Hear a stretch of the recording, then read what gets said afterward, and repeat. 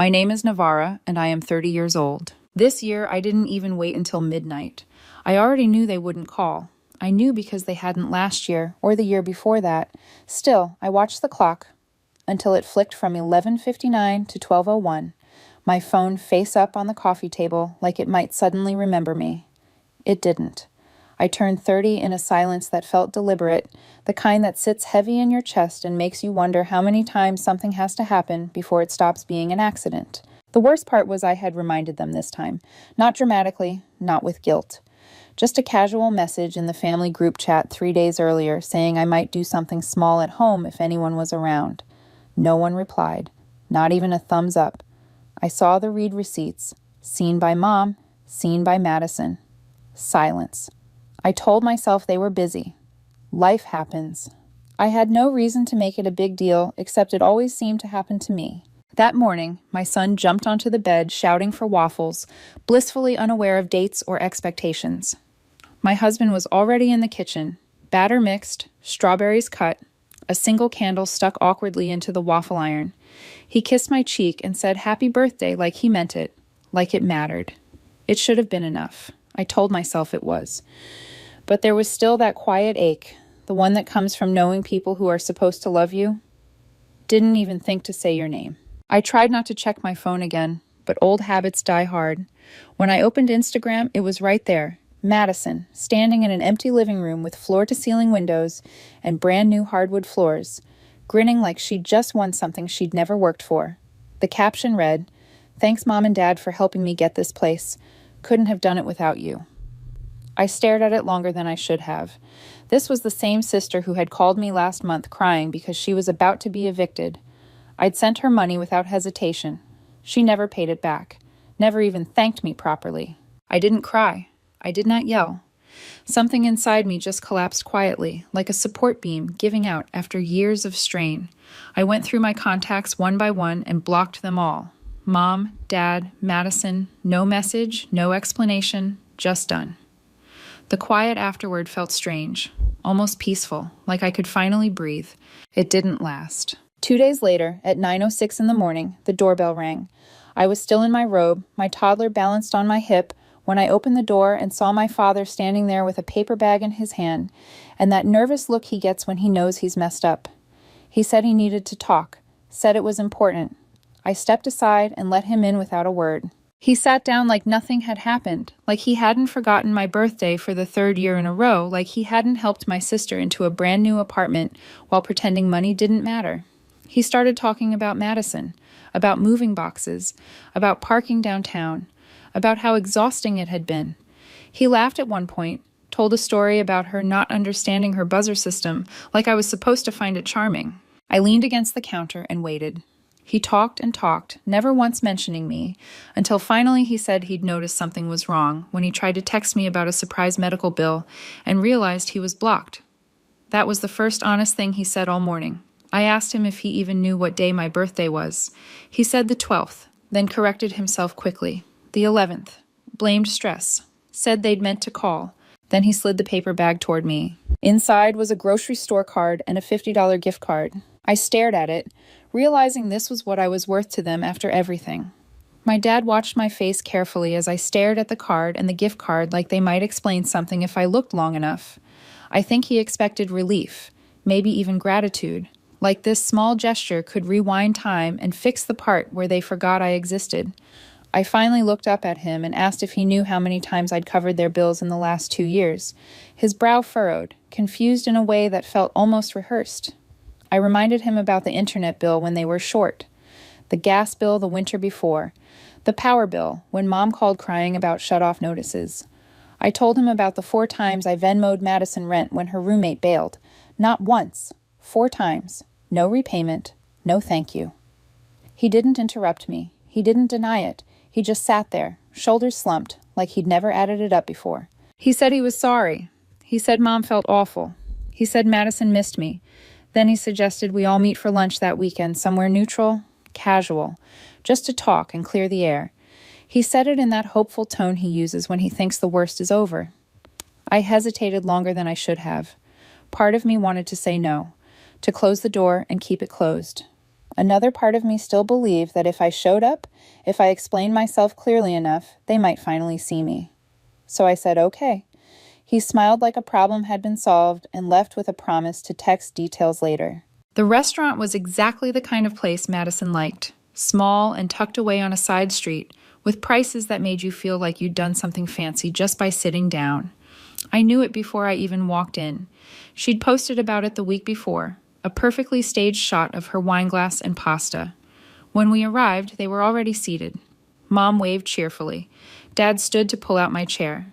Madison gave me a tight smile that felt more polite than warm. My husband sat close beside me, his hand resting lightly on my back. He'd been warning me for months that they were using me. I never wanted to believe him. The first 20 minutes felt like small talk at a stranger's wedding. They asked about our son, about my husband's job, about how the house was coming along. No one mentioned my birthday. No one mentioned the fact that I'd blocked them. It was like those things had never happened. Then Madison started talking about her apartment, about the security garage, the floor-to-ceiling windows, how she was thinking about getting a puppy now that she had space. She thanked Mom and Dad again, right there at the table. I felt my husband stiffen beside me. Then the conversation shifted. Mom sighed and said things had been tough lately. Dad chimed in about unexpected bills and insurance issues. Vague at first, then more specific. He said they hated to ask, but if they didn't make a payment soon, they might lose the car. Madison jumped in, saying she wished she could help, but her bills were already too high. She said she was stretched thin. She said it while a designer bag rested beside her chair, the kind she'd never bought when she was actually struggling. I knew what they were doing. I'd been here before. This was the moment I always stepped in, asked how much, saved the day. My husband squeezed my hand under the table, a quiet warning. I ignored it. I asked how much. The number made my stomach twist. A few thousand, enough to matter, enough to hurt. Mom said they didn't know who else to turn to. Dad said I'd always been so good to them, and like I always did, I nodded. I said I'd transfer it later that night. Relief washed over their faces. Madison didn't even look up from her phone. On the drive home, my husband was silent. When we got inside, he shut the door and asked me why I kept doing it. Why I kept draining our savings for people who didn't even remember my birthday. Why I was taking money from our son's future just to keep them afloat. I didn't have a good answer. I said I wanted peace. I said I wanted them to care, even if I had to buy it. He looked at me and said the thing I didn't want to hear. They don't care, Navarra. They never did. That night, after our son was asleep, I sent the money anyway, telling myself it would be the last time. Deep down, I already knew it wouldn't be. 3 weeks passed with nothing. No thank you, no check-in, not even a lazy emoji in the group chat. I told myself not to care, told myself I was done waiting. But every morning, I still checked my bank account and saw that missing $3,000 like a bruise that refused to fade. It wasn't just the money. It was the silence that came with it, the way they took what they needed and vanished, like that was the natural order of things. At first, I convinced myself they were embarrassed, that maybe they felt guilty and didn't know how to face me. That theory lasted until a random Thursday afternoon when I was half scrolling Facebook while my son napped on the couch beside me. A video popped up from one of Madison's friends, the kind of person who overshares every second of their life. Music was blaring, people were yelling, and the camera swung wildly through a living room lit with fairy lights. Then it landed on Madison standing in the middle, holding a glass of champagne, balloons everywhere, gifts stacked against the wall, and a brand new leather sectional behind her. The caption read, "Maddie's housewarming bash was fire, so proud of her. New job, new place, new life." My chest tightened. I clicked through more photos. There it was again, Madison posing with a designer tote bag, captioned, "First big girl bonus."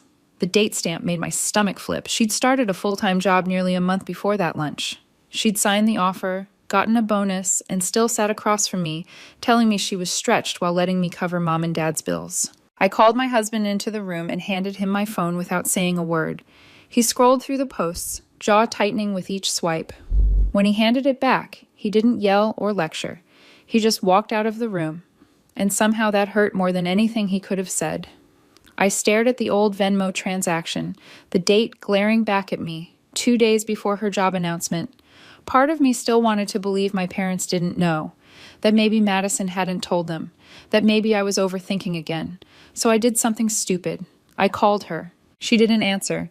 I left a controlled voicemail, told her I'd seen the post and just wanted to understand. I asked why she hadn't said anything at lunch, why she'd let me pay again.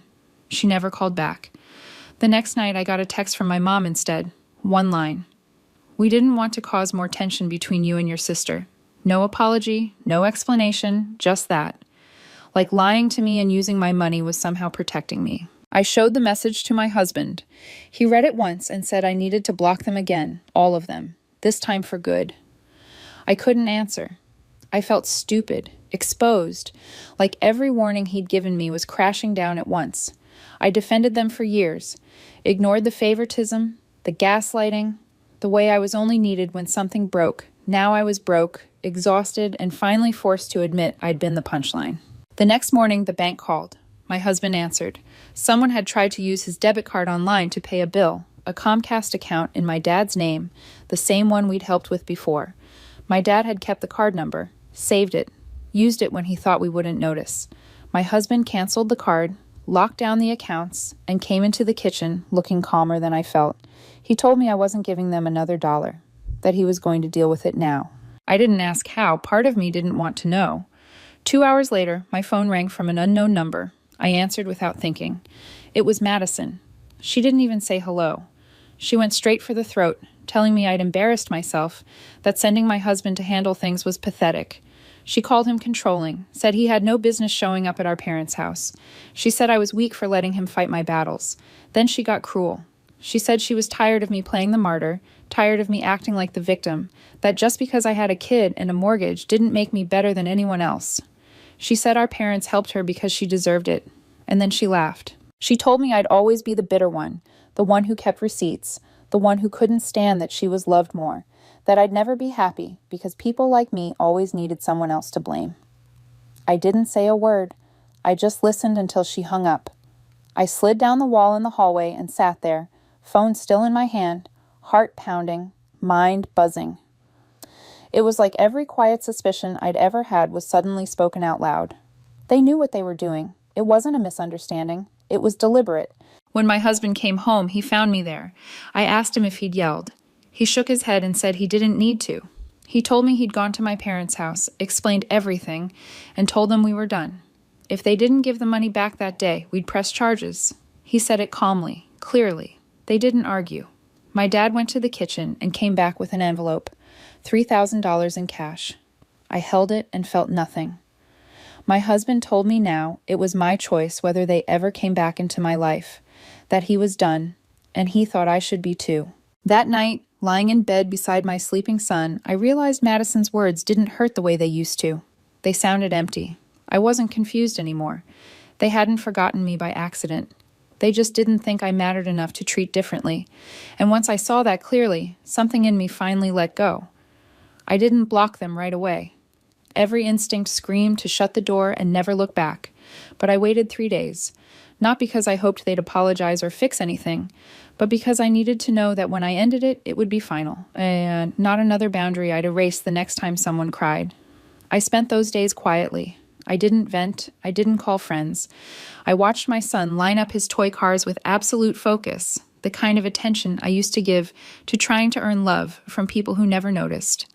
I watched my husband cook dinner and clean up like it was just another night, steady and present, the opposite of the chaos I'd been excusing for years. By the third night, I was brushing my teeth, staring at my own reflection, when it hit me. I hadn't cried. Not after Madison's call. Not after the money came back. Not after the debit card scare. Because I wasn't sad anymore. I was done. The kind of done that feels heavy but solid, like a door you close carefully because you know you won't be opening it again. I opened my phone and deleted my dad's contact, then my mom's, then Madison's. I paused on her name longer than the others, not out of doubt, but because I realized I wasn't just letting go of her. I was letting go of the version of myself who kept trying to win her approval. I deleted it. The relief was immediate and quiet. 2 weeks later, a text came from an unknown number. One sentence. "You're really going to let him come between us?" No name, no punctuation, no courage. I didn't reply. I deleted it and went back to my day. Because there had never been an us.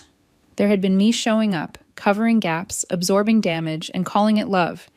And there had been them taking until there was nothing left to take. The money was back in our account, but something else had shifted too.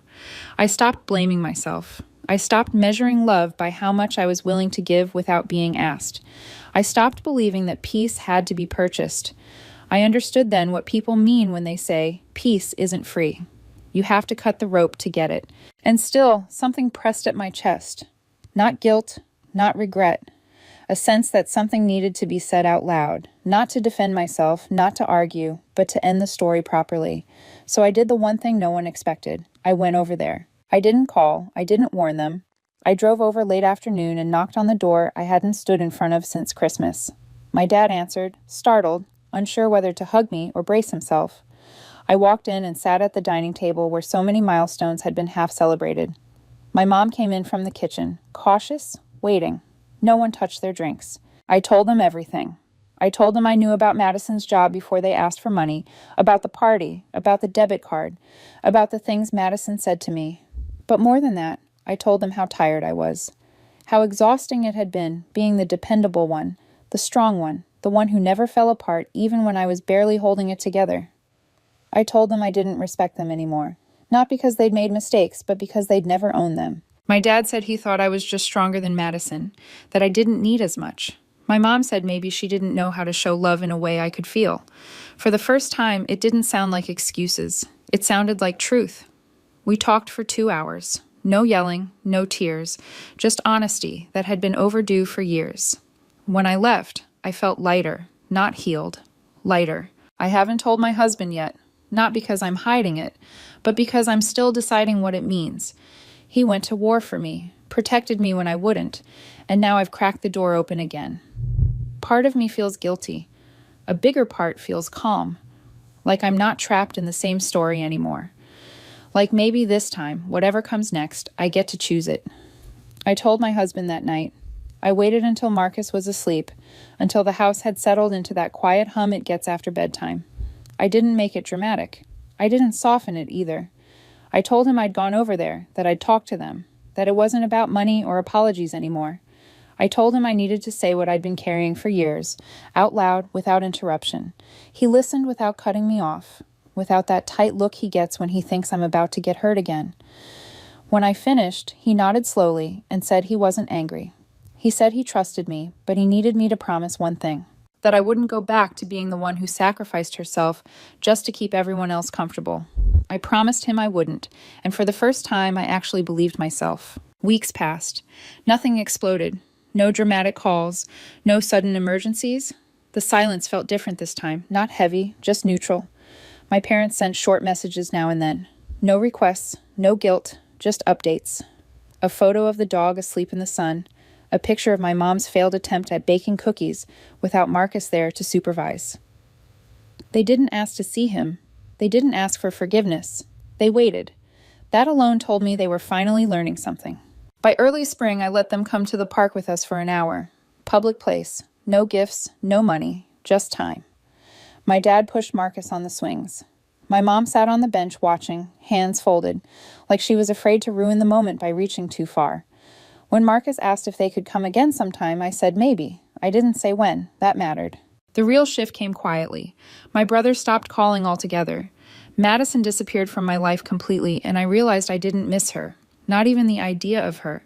Jenna stayed close. She checked in, defended me when necessary, and for the first time didn't play peacekeeper for our parents.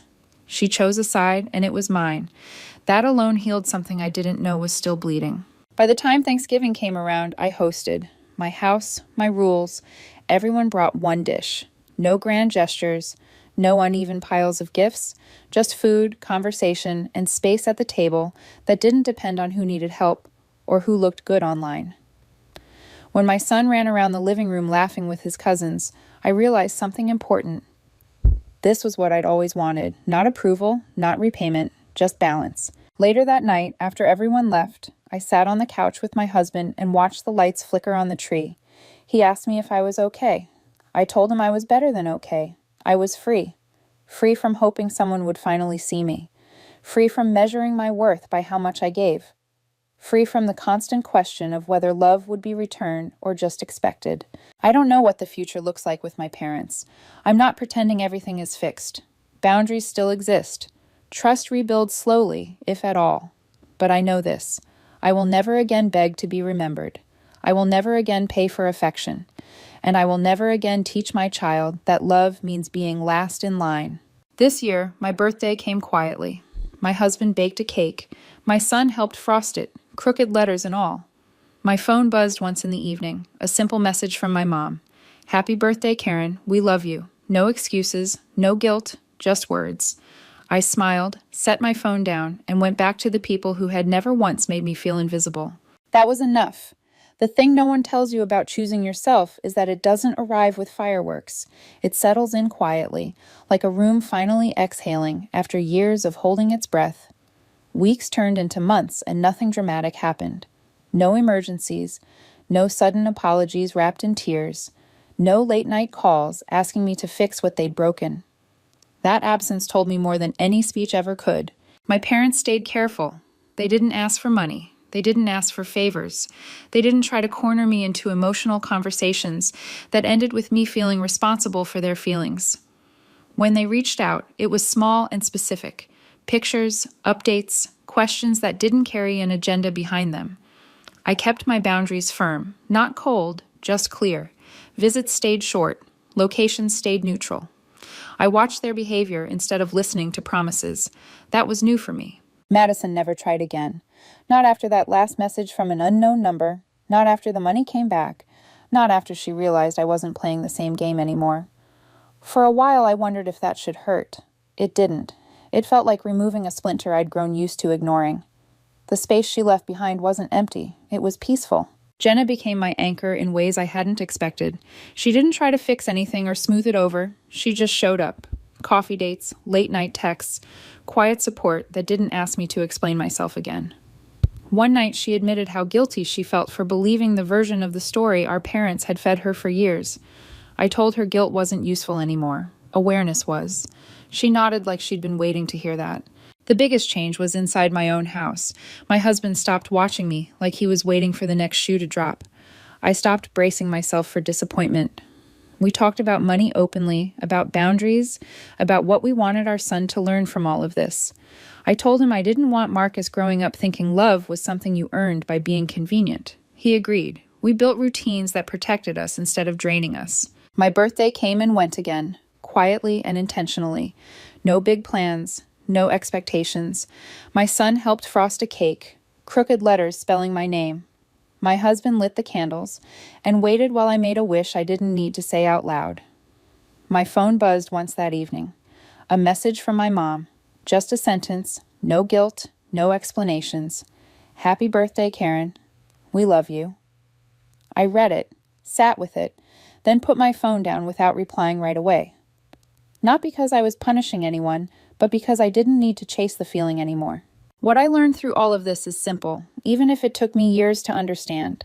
Love that only shows up when you're useful isn't love. It's a transaction. And I'm done negotiating my worth. I didn't lose a family. I stopped losing myself. Whatever comes next, it will be built on choice, not obligation, on respect, not guilt. And this time, I don't shrink to fit anyone else's version of me.